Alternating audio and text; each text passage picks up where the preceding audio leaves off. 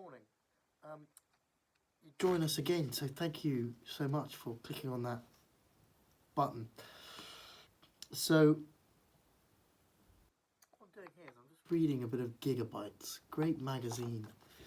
Now, I'm actually in an exceptionally good mood this morning. And why? Bookshops. Bookshops. So, I thought today, whilst I'm still in this, quite absurdly good mood. It really shouldn't make me feel this happy to go around a bookshop, but it does. Whilst I'm still in this mood, I just thought I'd try and capture, wait for it, the magic. That's it. You knew it was coming. You knew it was coming. Try and capture some of that magic. Can we capture the magic of what it is to peruse, explore, adventure in the shelves of a bookshop? Now, not any bookshop. Yeah, we're not talking about any old bookshop. This morning I had the distinct pleasure of visiting one of my favourite places on planet Earth, Blackwell's Bookshop, Broad Street, Oxford. Now this bookshop is possibly the greatest assembly of scriptures since the great library at Alexandria, Egypt, that was burnt down by the pagans. So shame on the pagans for that. But Library at Alexandria, what a place. But what a place is Blackwell's Oxford. So if you go into the dungeon of Blackwell's bookshop, there is this room, fabled in legend, with great... Its reputation precedes it. It's called the Norrington Room, named after some wallad named Norrington. Forget about Norrington, right? The room is what we're looking at. The room, and it contains something like 5 miles of bookshelves. I'm making that up, but the room is about half the size of a football pitch, underground, and it has like 3 levels. And as you go down, you sort of 3 levels, and there's just books and books and books and books on travel, on history, on philosophy, on ADHD, on Shakespeare, on science, on politics, on the classics, on the Homeric epics, on just the collected assembly of any subject upon which human being can craft wisdom or beauty. Is that not it? And truth, wisdom, truth, and beauty. Is that not what we're looking for? The good, the beautiful, the true. So you've got this great assembly of books, yeah. And what a great bookshop is it's all these books, yeah. That's what it is. It's all these books, but then it's also the people that inhabit these places, So now this is not a PG. This is not a PG metaphor, but if you cultivate the pornographic, like our culture has done at the moment, with your OnlyFans models on Instagram, and you click on Instagram and it's a bunch of naked ladies. I mean, fantastic for those of us who like that kind of thing, but we know it's not good for us. But if you yammer over. So say you cultivate, there's some sort of pornographic element of things, and you put it in a shop. Who are the people that are in that shop? They're seedy creeps who are looking to get their fix that morning, and so they're perusing the shelf. You might have the most elegant, beautiful erotica available. All right, and so you think you've set up this shop, and I'm creating high art with my pornography, and it's fantastic. Great. The people who are still coming into that shop are more often than not dossers. Right, so compare that to a place where we're looking at the great novels of the world. We're looking at a Jane Austen. Can we look at a Charles Dickens? Can we look at the modern day writers? Can we look at a Carla? One of these books I picked up, Natives. I've been heard about it a long time ago.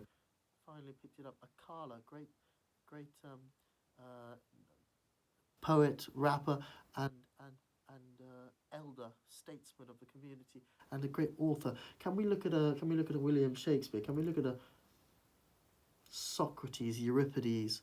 Can we look at a Aristophanes? Can we look at a Cicero?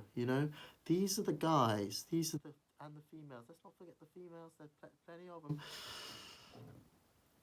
We won't go into some massive discourse about the lack of female writers in the for centuries.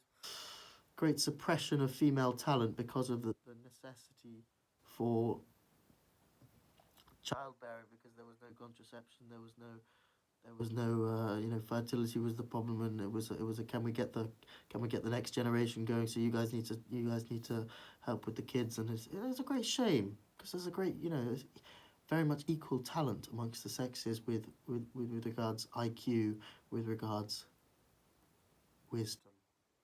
If anything, females are wiser than men, because men tend to be, on the whole, in my experience, a bit more sort of single-minded. Um, Now that helps if you need to, defeat a specific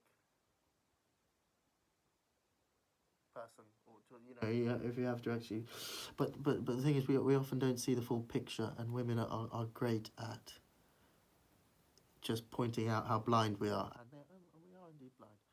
So right, ramble. Where were we? So the bookshops, the Cicero.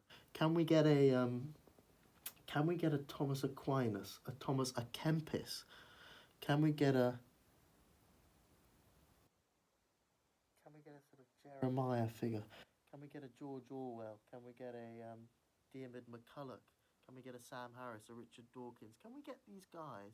Can we get their collected writings, put them in paper rectangles, and can we put them on shelves? And once you've done that, you've created a sort of hive situation, a sort of baiting, and all the sort of, and it's not going to be everyone. I'm not trying to sound snobbish about this, but it just isn't everyone. But there are just going to be your odd person who's like, that's the place I want to be, and they're going to be there, and they're going to be dwelling. And so I was in this shop today, and it's just looking around, and we just had a few little conversations here and there. A little, oh, you're looking at that book, interesting. What's the sort of thing about that book? Nice, okay, interesting. So why you? And it's a lovely thing. It's a lovely thing, and sometimes it's just those tiny little glimpses in a life that make it worth living. So, Blackwell's bookshop, great purveyor of books. So what did I get? Great question. Well, this morning, on the way, so the reason I went to the bookshop was because I was already going to the pharmacy. I had to collect my prescription, and I also bought some Nicorette Gum for the first time ever. Which actually, because I'm trying to quit smoking, but it actually turns out to be disgusting. I don't want to speak words over myself, because I didn't like the taste on the first time, but I'm not going to. So we'll see. Hopefully we can make it work. Yeah, but it sort of had this sort of like taste. It tasted like, don't vape if you don't. It's really not like worth it. But if you do vape, it tasted like the end of a vape. When you get to the end of the vape, and the thing's dead, and you take a thing, and it tastes like metallic-y, sort of sharp grimness. Right. So what did I get? I got in fact too many books. Right. I got too many. Typical of me. So what did I do? So I got too many. I have a loyalty card, so I made use of that, and I got some books, and so we're going to have a look at some of the highlights, if we can. Now, full disclosure, I'm not a very good reader at all. So the great sort of irony that you may not be aware of behind this spiel is that it's very difficult for me to read. doesn't mean I don't try. Doesn't mean I don't get them, sit down with them, leaf through them, smell them. Smell of a great book is something almost erotic. I'm joking, but it's strange. Like, what you find yourself smelling books, and you're like, "What the fuck am I doing?" But that's life. So let me just turn the camera over. Still got the spaceman rockets and the planets on my duvet. It's a great duvet cover, fantastic stuff. I think I had this ever since I was a serious youngster. Good, right. So let's so I got a bunch of let's just have a little look at these Athens books. First and foremost. So what I'm trying to do is I'm trying to take my beloved, my darling, the apple of my eye. I'm trying to take her to where? Athens.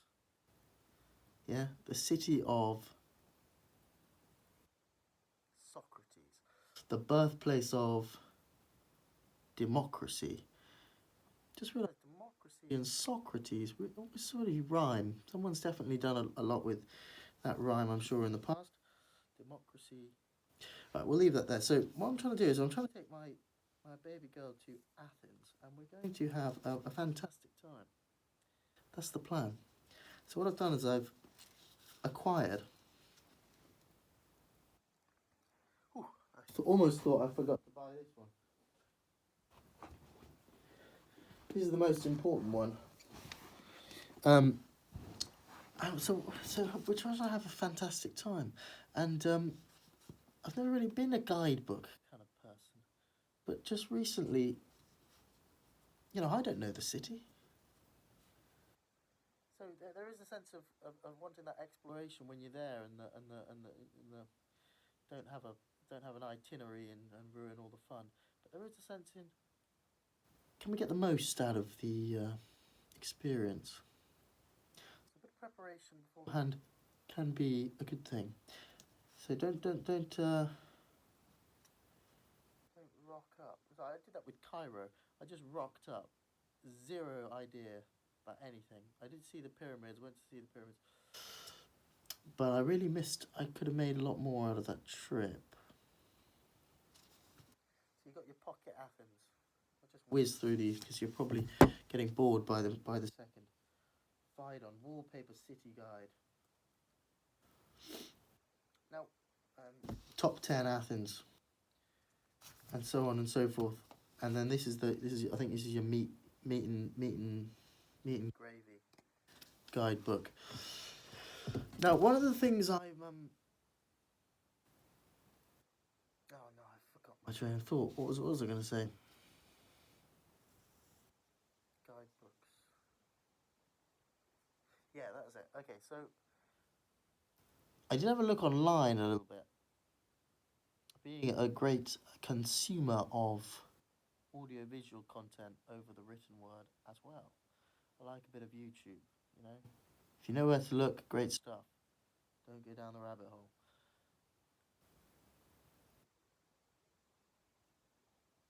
So I had a look on YouTube to see what could be said about Athens. And there is a sense in which I think when you have a place where the weight of glory is so great, it's known worldwide for being the birthplace of democracy and philosophy and these beautiful things, and that's what I'm really there for. Yeah, that's what I'm passionate about. But it feels like everyone else who's producing content, tour guides and things, are trying to sort of. It's like that whole thing is passé and done, and everyone knows about it. So they're trying to show you all the other things and the interesting, and that's great. And I'm there for that as well. But I really struggled to find on YouTube somewhat a tour guide or like a video saying, if you want to see the real Athens, 5th century Thucydides, if you want to see the Socrates, if you want to see the Plato, the the Pericles. You know, this is where you should go. This is the trail. This is how to unlock the magic. Couldn't find that anywhere. Everyone just wanted to show me where to get good moussaka. Can you get a pork gyro on this corner? I'm like, great, we'll do that, but show me the Pericles. Yeah, where is Pericles? Where can I find Plato's childhood?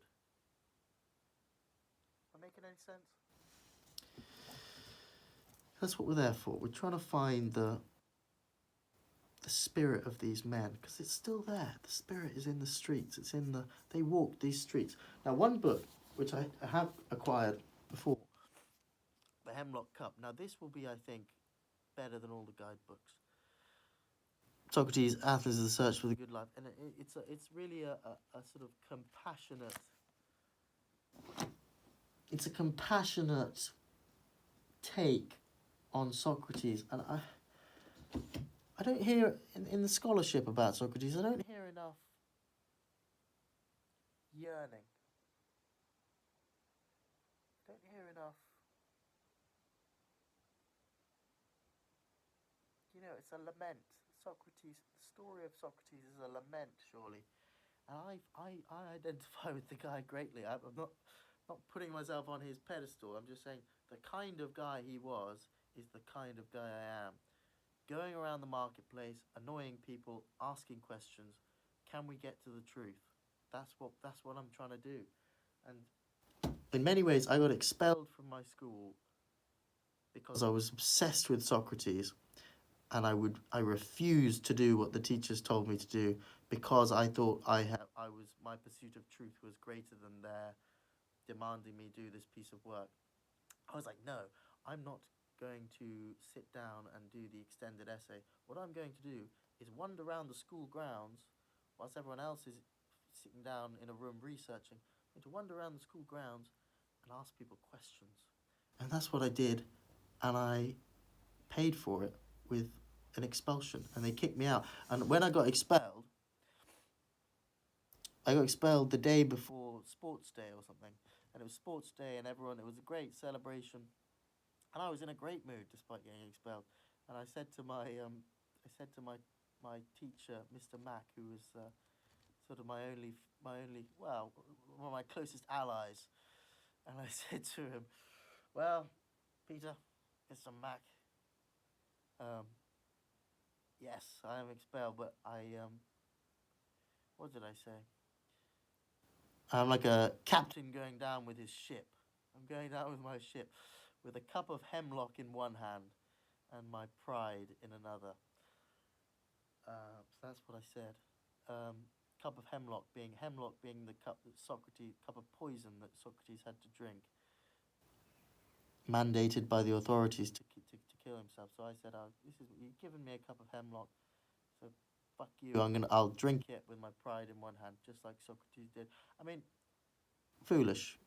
Admittedly foolish and arrogant, but that's the kind of person I was at that time. So you got your Athens books, right? Travel.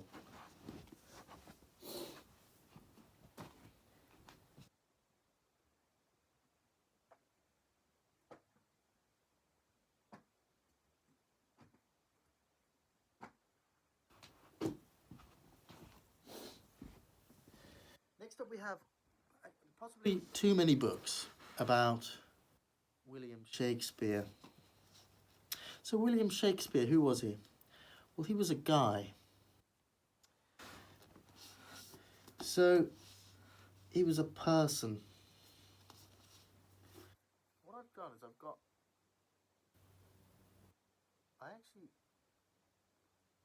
I don't know Jonathan Bate. I know his son, and I know his daughter.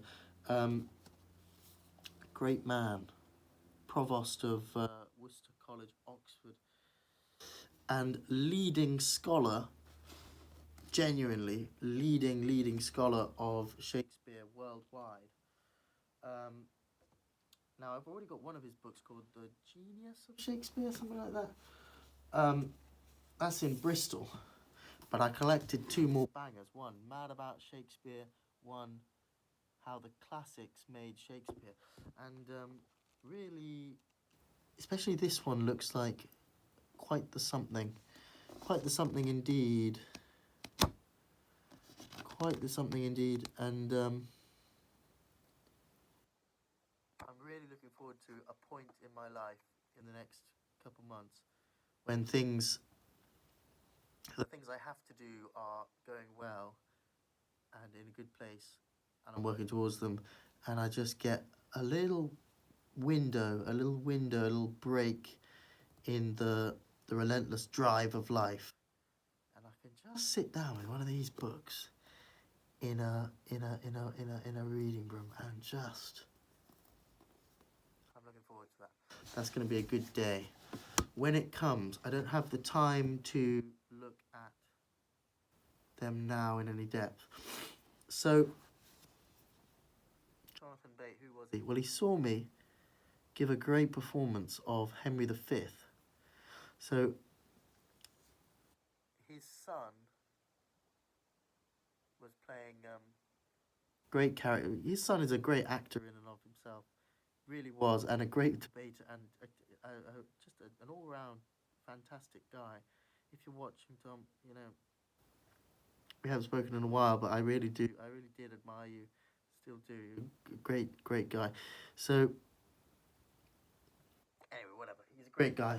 Henry V, great play. I was very fortunate to get that role. So, what was Shakespeare really like? Stanley Wells. This seems like a bit. The thing that allowed me to buy this was seems like a bit of a silly book, but it does have a foreword by Stephen Fry. Now, if it's got a foreword by Stephen Fry, I'll trust it's a good book. And also, Kenneth Branagh has said brilliant.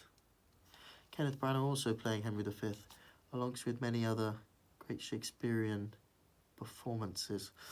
Kenneth Branagh is a bit of a hero of mine.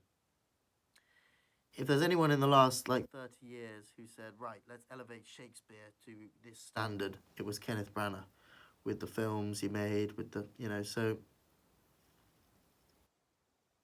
I like that guy.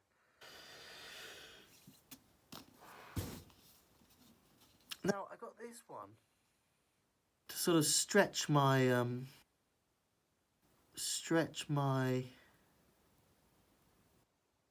perspective.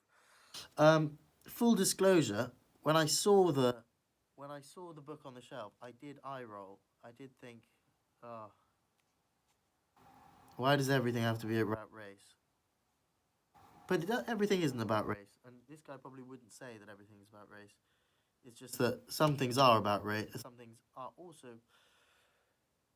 Race is a component of things, and so it is legitimate to write about it, and so we'll see what it's like. I'm sure he's got some fantastic things to say.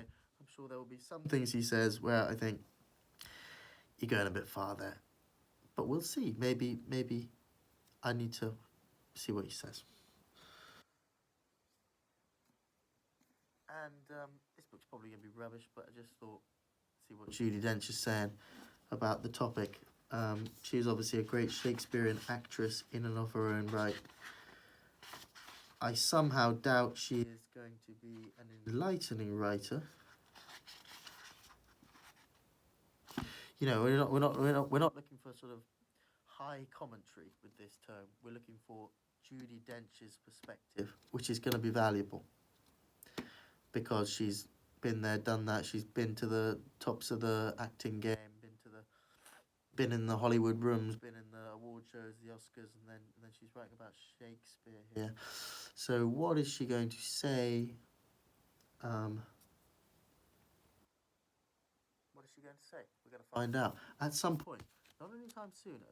The people who know me in my life are going to be shouting at the screen saying, do your physics. Thank you for the advice. So, and then finally we've got this fantastic book. I don't need to go into it, but Shakespeare Book. So this is from a series of books that look like this. Well, the economics book, the philosophy book, the art book.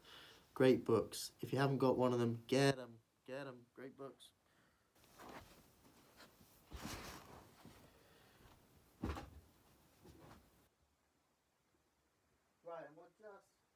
wrap this up very, very swiftly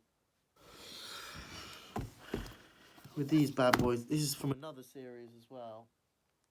I have, I have them. I have more of the same series if I can find them.